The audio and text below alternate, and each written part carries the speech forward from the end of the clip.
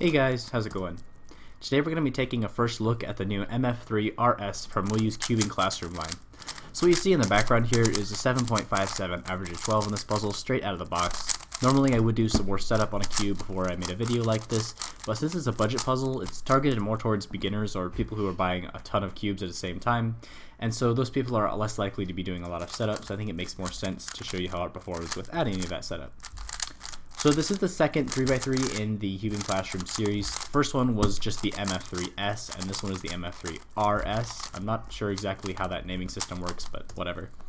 Cubing Classroom has also released a 2x2, 4x4, a 5x5, two 5x5s actually, and a 7x7. But so far, only the 2x2 have I really liked. I enjoyed it well enough that I actually used it in an official round.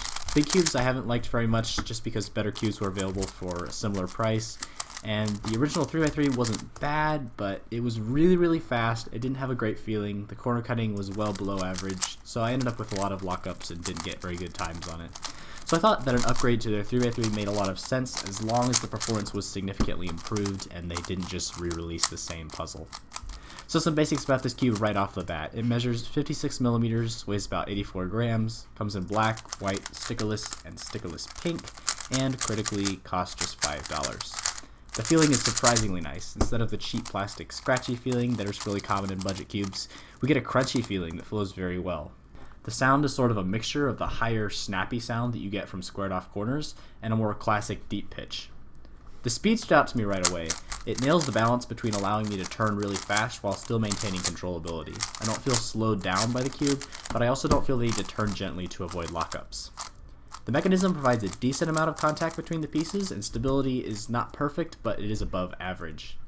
This puzzle has greatly improved the corner cutting over the original design, and it easily meets industry standards, both for how far and how easily it cuts, even though it came on pretty tight tensions. The only glaring flaw that I noticed was a tendency to catch every now and then. It's not a huge deal, but it does separate this puzzle from the best speed cubes out there. If you already have top-of-the-line 3x3s, this of course won't be replacing them, but you can't expect that for $5. It is by far the best budget cube I have tried. For $5, you're getting a cube with a pleasant and unique feeling which performs very nearly as well as the top 3x3s, even just straight out of the box.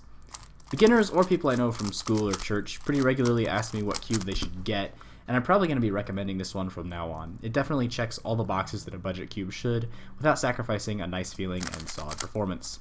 So those are my thoughts on the MF3RS. Thanks a lot to MoYu for sending it out to me. Please check out the link in the description if you're interested in buying it. It's only $5, so it's really worth just adding it to whatever your puzzle order is going to be next. I do have one more thing I want to talk about. Some of you may not know this, but I do actually have a public Facebook page, and I have for since 2014. In the past, haven't used it much, but I'm planning on really ramping up the usage in 2017. So I would really appreciate it if you would check out the link in the description and like the page to stay updated on what I'm up to. That's it for this video. Thanks again to MoYu for the cube, and I'll see you guys next time.